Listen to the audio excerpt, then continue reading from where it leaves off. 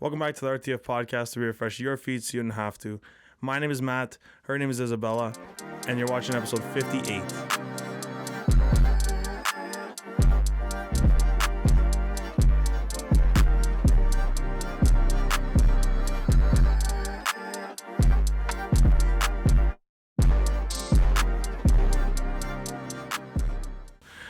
Isabella, welcome. Hey, thanks for having me. It's a pleasure to have you on. Of course.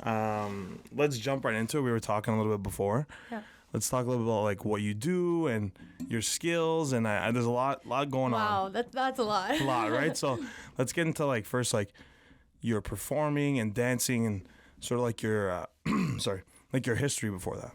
Well, I've been a dancer for my entire life, about 15 years. I've been studying dance for the last 5 years. Did studio dance as a child, you know, the competition thing, Ontario comps every summer. And then I really wanted to do it after high school, but I didn't know that it was like a possibility to like continue with it. And then I was like looking into degree programs and things like that, and it wasn't going to be my focus at all. I was like, you know what, maybe I should just go into like some sciences and stuff like that. And my mom was like, you should really try getting into a dance program. That's amazing. Ryerson was like my number one choice, and I got in pretty late actually. I was hoping to get early acceptance, but I was one of the later accepted.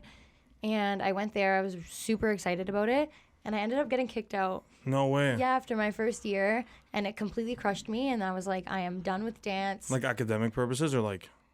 It's really complicated. Yeah, their program is like very controversial. A lot of dancers have a lot of things to say about the way that they run. Yeah. It's a great program. Like I absolutely loved it when I was there, but they have this thing where they sort of get rid of most of their dancers after second semester so that they have a smaller group of dancers to work with, and so that they can build very strong dancers in like a smaller setting. That's kind of terrible. It's kind of terrible, but like I understand now, being so much older, realizing like, okay, it's really hard to make 40 or 60 great dancers when you can work with like 15 to 25, and then they're like super amazing. Yeah, so, I get that. Yeah. But it's good, like even like you said your mom was very accepting. Most people like wouldn't be accepting of that career choice. Yeah. Right? And it's not there for like... Yeah.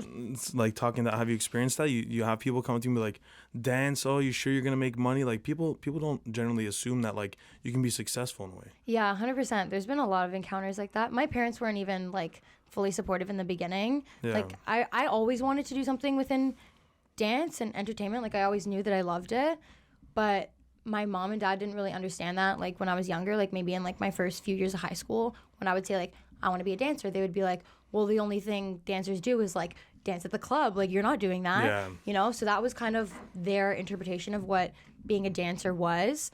And after they realized that like it can be something so artistic and so modern and beautiful, and there's so many different things that you can do within dance, they became very accepting, and they were like, you know what, you like this? Let's get you like going with this. Yeah, that's good. Very supportive. That's awesome. Mm-hmm. Yeah, and you can see like it translates, right? Like if you clearly have a passion for it, it's gonna turn into something that you want to do. Like, 100%. Not something you want to do, it's something you'll be good at, right? Yeah. Like eventually down the line.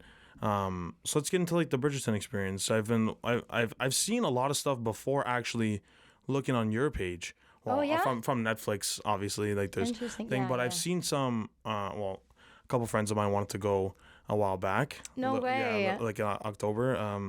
But yeah, let's talk about like what you do, your characters. Like you played 4 different ones. Yeah. How do you know? I know a lot. Research it. No, I know a lot. Yeah. So the Queen, the Bee. I don't know the exact name. Okay. Yeah. Maria and Lady St. Clair. Yeah. So what's it like playing all those? Like, give me a little backstory a little bit. Okay, so all of those characters have 4 different hats. Like they are all completely different, and it's really interesting to navigate between each character every day, because I'm not Maria every single day. I'm not Lady St. Clair every single day. Yeah. It changes. Like, for example, the other day on Sunday, I was 2 characters in one day. So I was Lady St. Clair, who's this super outgoing, like very fun, get the guests involved type of person, like super silly. And then I had to play the Queen, who's very like poised. Prim and proper, yeah. Yes, exactly. Gotcha. And then in the same like hour span, I also play the Bee, who's this also very fun, outgoing, like get the crowd involved type of person. Yeah. So it's like I'm switching between these characters very often. And I actually found it to be a little bit difficult. Like, there's some days where I have to be Maria and be very in love and serious. Yeah. And I'm there feeling like Lady St. Clair. And I'm like laughing on stage. Like it's really difficult to like go in between. And something I found that helps a lot with that is like meditation. Really? So yeah. So my partner and I will do meditations before every performance now because there is no room for laughing during this performance. Oh, really? Yeah. Yeah. I can just imagine. It's kind of like would you see like you're developing sort of like multi-person? What's that called? Split personality disorder. Yeah. Yeah, pretty much. Like it's because you gotta like I guess it's like a switch now, right? Mm-hmm. Like you know what you're about to be. Like you jump into it, and I guess you have like your set, whether it's like what things you say or type of posture or whatever it may be. But like I find it like super interesting, especially from like a person I've never performed, I've never done anything along those lines, and to be able to do like 4 different performances as a whole, right, is kind of like outrageous. What's like, obviously the costumes are different. What's like the most difficult one to pull off? Not pull off, but like most difficult one to assemble and sort of get together. To get into or to dance in? Because it's like let's say both, like a mixture of both. To get into and then to dance in. I think the most difficult to get into is the queen costume because it's multiple pieces, and underneath it I have to wear the bee costume because I'm both at the same time.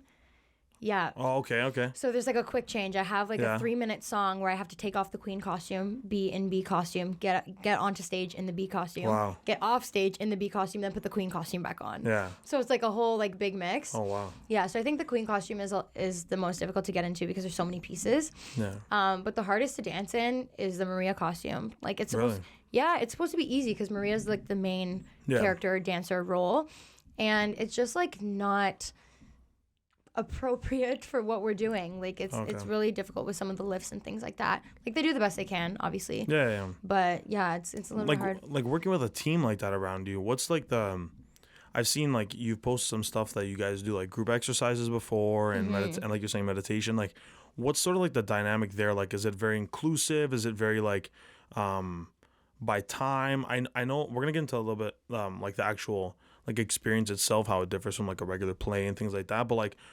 behind the scenes, I want to know like what's the, sort of like the vibe that goes on. Okay, that's really funny that you asked that because we are like a great group. Yeah. Yeah, our superiors and our rehearsal directors have told us multiple times like you guys are one of the only casts that all get along.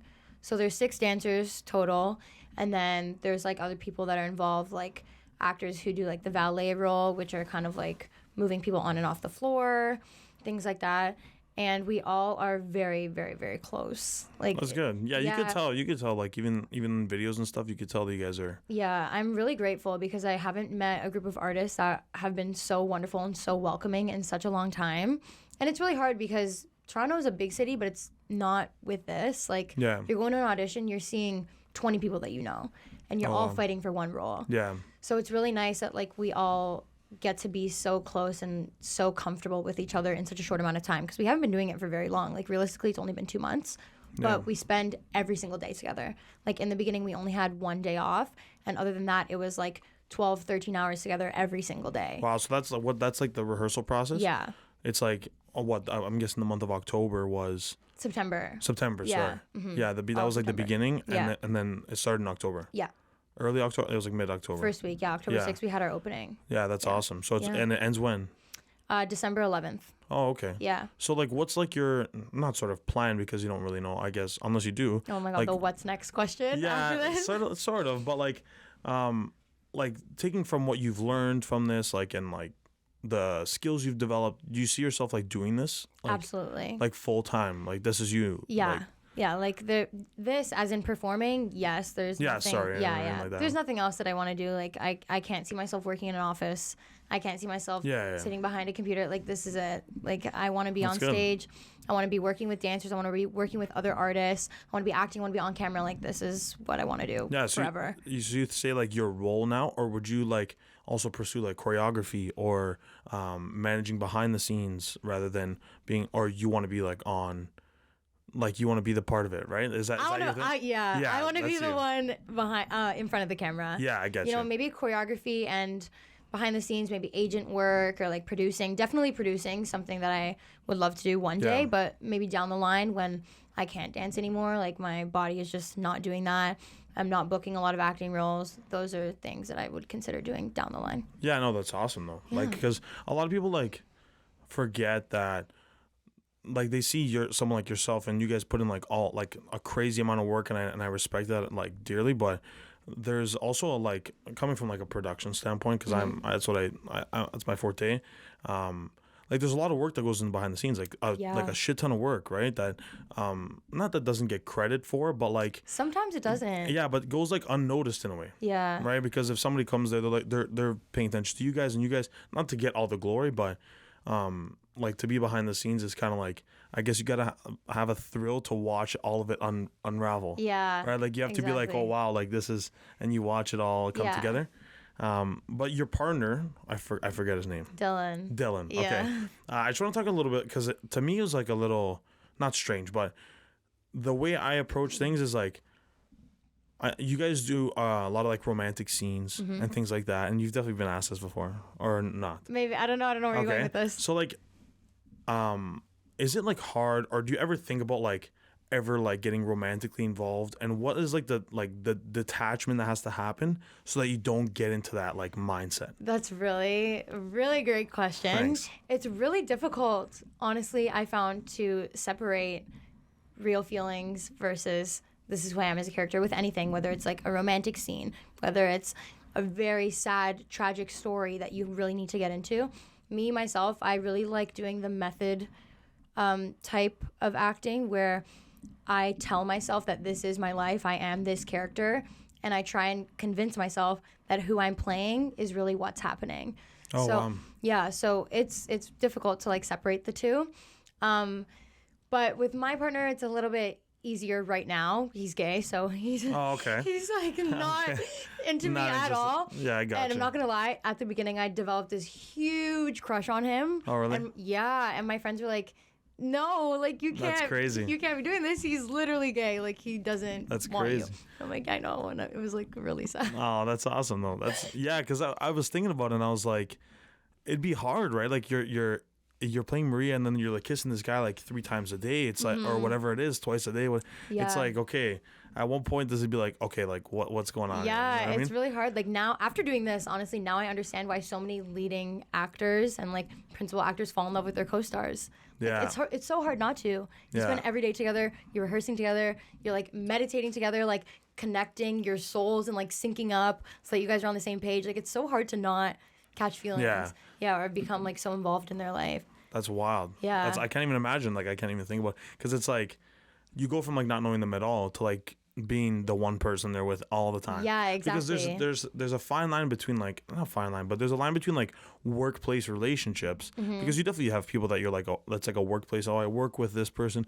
But like, that's like so above and beyond. Yeah. Because it like gets into like emotional like capacity, right? So I can only imagine that it's like difficult. But who would you say, not to out you at all, but like someone you admire from that cast? Because I've seen a couple of people as well that like are like great performers that you'd want to work with as well. Yeah, the entire cast is amazing. There's a few people that are a little bit older than me. He was actually my first partner, so we switched. His name is Kirill. Okay. And I really admire his work ethic and like how he feels about the industry, and he just like is so nurturing and offers so much advice on like how to continue going up from here and like booking jobs and like the right people to talk to and like, oh, there's an audition here, you should go. Like he's one of those people that really wants to see you do well and succeed. So I'm really grateful to have him as a mentor. Yeah. And then this other girl, actually 2 of them, Jende and Ocean, these 2 girls that I work with, they also play the queen, and they're older than the rest of the dancers, and they're just like they like to offer their experience and their expertise on everything that we've dealt with. And being the queen as well, they, like myself, they have given me so much advice on how to like break down the solo, work on it, and like do these specific things in order to make the role come out and like project on the audience the way that it should. And I'm so grateful for that. Like they're wonderful people. I feel like in the arts especially, there's sort of like an inclination to have like experienced vets welcome people that come in, because like, for example, like in the business world, at least, I feel like there's sort of like a disconnect from the people that are like super experienced to the interns and the people that are new. And it's like they don't necessarily want them. There's always like this set of like competition and things like that. Yeah. But in the arts, it's sort of different, right? It's more like I want you, like you need to learn so this gets done like like properly and like efficiently and like you really convey a message. But like in your case, but like I'm saying, it's like weird to have people that are like mentors and older and on their way of not retiring, not in your case, but like even in the real world, like retiring and they don't want to like give that knowledge to the upcoming. Yeah. Like, you know what I mean? Like to see that is like, it's kind of terrible because it's like you spent an entire lifetime building that awareness and understanding of how to perfect that craft that you're doing. Let's say whether it's acting, dancing, whatever it is, right? Like, to have those elders come down and be like, listen, you're doing great, but like from experience, I know this, I know that, I know this. Yeah. Right? Have you like, so dancing was like your number one? Yeah. For the longest time. Yeah. That's like my native skill in performing arts. Yeah. So would you say like, if you had roles that weren't based around that, they wouldn't be as appealing, or it's like acting and like performing in general is still something that you're like very strong about? Yeah. Whether there's dancing or not. Yeah, performing in general is like something I absolutely adore. It's a huge passion of mine. And acting is actually one of the crafts that I've been trying to move into more deeply in the last few years. Like I would say in the last 2 or 3 years. Yeah, because there's a lot of work in dance, but obviously film and television, first of all, pay so much more. Way better, yeah. And it's a lot different, and it's a little bit more interesting in my opinion. Like I've done dance for so long and there's so many things that you can do with dance, but I want to try something a little bit different now. Yeah. Yeah. But this job is great because it involves both. I get to act and I get to dance. So it's 2 in 1. What's your like favorite genre of film or things like that? Because we're big film buffs here. Oh, really? Yeah, we're big film. Oh my God. I love drama film. Yeah. Yeah, drama. And then I also love the Marvel series. That's like the only action series that is crazy. What? That's basically like all we talk about. No way. Yeah, that's all we talk about. Okay, have you watched Wakanda Forever? Yeah. I saw it last night. Was it? Did you? It was good? Okay. It was good, but it wasn't the best movie. No, I was expecting a lot better. Yeah. I'm a little disappointed, I'm not gonna lie. Yeah, no, I thought it was great, but like there's a high standard. There was such a high standard going on. That's agreed. My problem. There was like a ridiculously high standard, but I really liked the way, but I really liked how they didn't really focus on his death. Yeah. Like I like how they got it done and they paid the respects. Yeah. And he's referenced like throughout the entire film. Yeah. Like so much, but like. I like to say I called it. Hi, I'm here too, by the way. Yeah, Matt's off camera. I called the shit out of it. Where that's normally my seat, and I go, oh, they're gonna start with his funeral scene. Yeah. Before them opening credits. The movie came out, yeah. Did that episode come out yet? Well, no, it's coming out tomorrow. That's spoiler. Well, no, anyways, right before the opening credits, it was like done quick, easy. Yeah. But yeah, that's like something like a film like that is just like also like spiritually and just like I don't know why there's something more about it. I completely agree. Yeah. And I went with one of my friends and I was just like I was sitting in my seat and I just like I had goosebumps like you know. And he's looking at me and he's like, I don't understand why you're feeling this type of way. I'm like, because it's just so riveting. Both of them. Yeah, like both it's insane. Movies. Yeah. They like it's not like a Avengers Endgame. Well, kind of. Avengers Endgame is the only one that maybe compares, but it's like there's so much more like deeply rooted. Yeah. Like I know you get it, but like I do get it. It's like it's not. There's no way to explain it. It's just so different. Yeah, it was. But yeah, you see yourself doing something like that, like films, getting to films as well? Yeah, for sure. Film is like probably what I would like to do in my late 30s, early 40s, like something that I really, really, really want to focus on. That's really dope. Yeah. That's dope. I can see you doing it for sure. Thank you. I would love to be in a Marvel film. Yeah, I know. It's a lot to ask. But well, Netflix, I want to ask about Netflix really quickly. So they obviously have an influence of what goes on. Yeah, like they have the biggest influence on everything. The things that we say, like as our characters, our costumes, the way that we perform the show, how the set looks, like absolutely everything has to go through them. Yeah, and I've seen like even the security guard, like everything's monitored. It's all like a higher power. It's basically like a corporation that just runs it, which is basically what it is. But so you're saying like they fine tune basically everything. Yeah. They're behind the scenes as well, costume design and things like that. Or? Yeah. So there's tiers. Yeah. But every final decision before it goes to the public, like even on social media, goes through Netflix. Yeah. Wow. That's you would assume, right? You would definitely assume that. But I want to talk about like the experience in general. So like, obviously it's not like a regular play.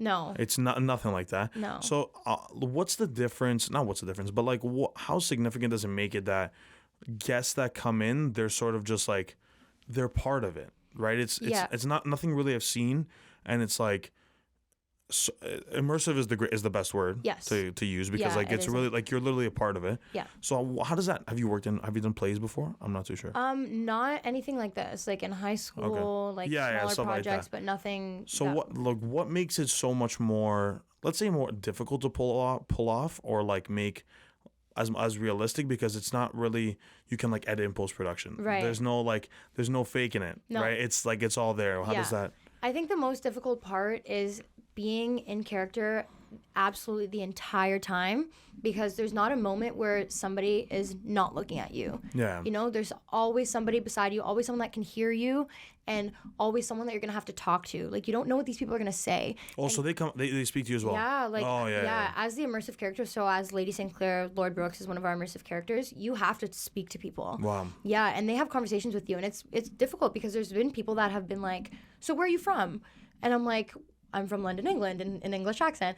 And they're like, no, you're not. Like, are you from Toronto? Like, are you from Canada? Are you from Ontario? And I'm like, you can't break character. No, you can't. You have to be in it. And it's really hard because some people want to know how it works and how you got into this and stuff like that. Yeah. And you can't have conversation with them like that.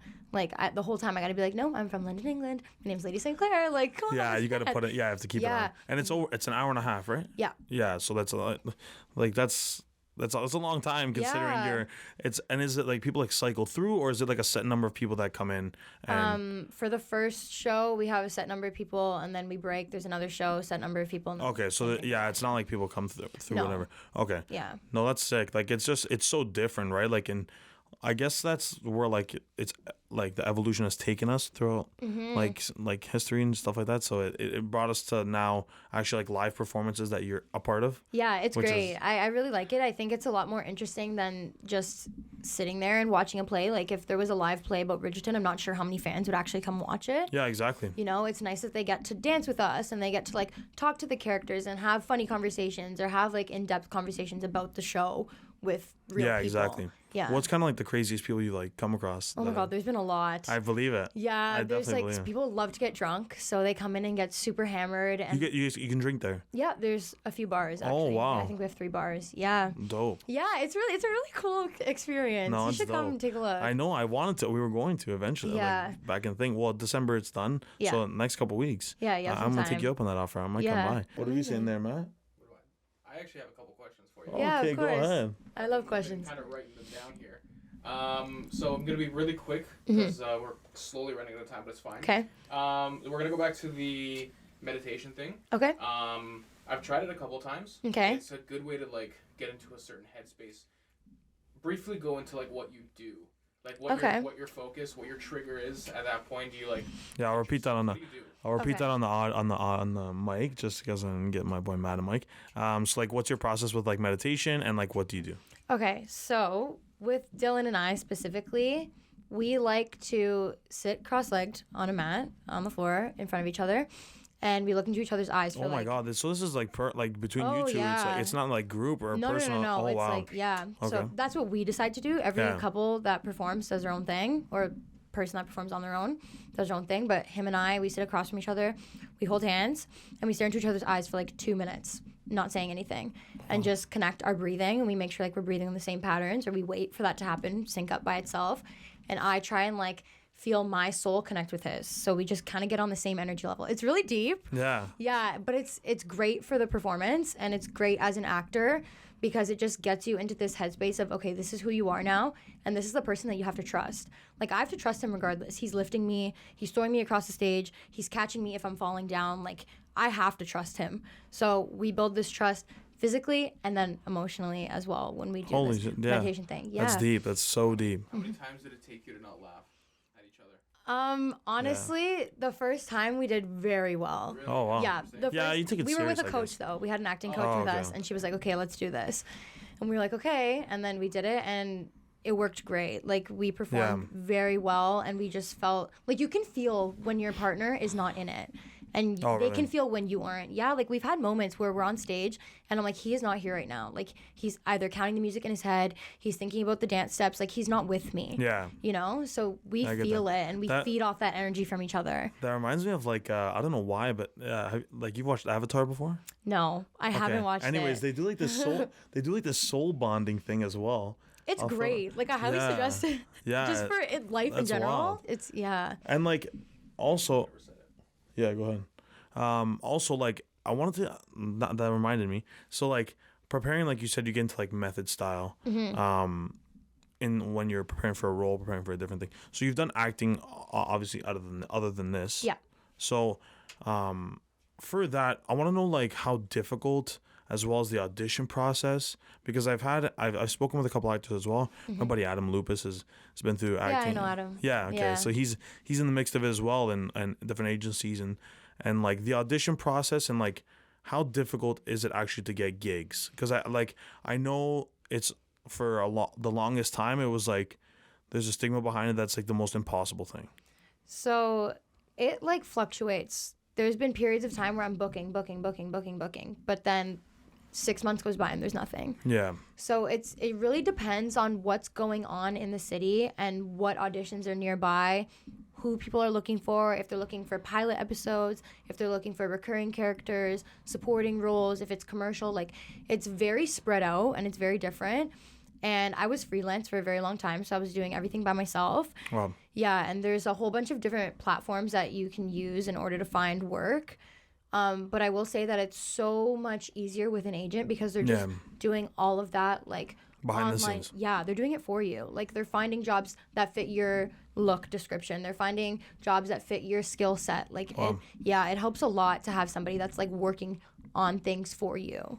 Yeah, so ideally like a TV series or something that's like prolonged for a certain amount of time, like you would much rather prefer over, let's say, a one-time film.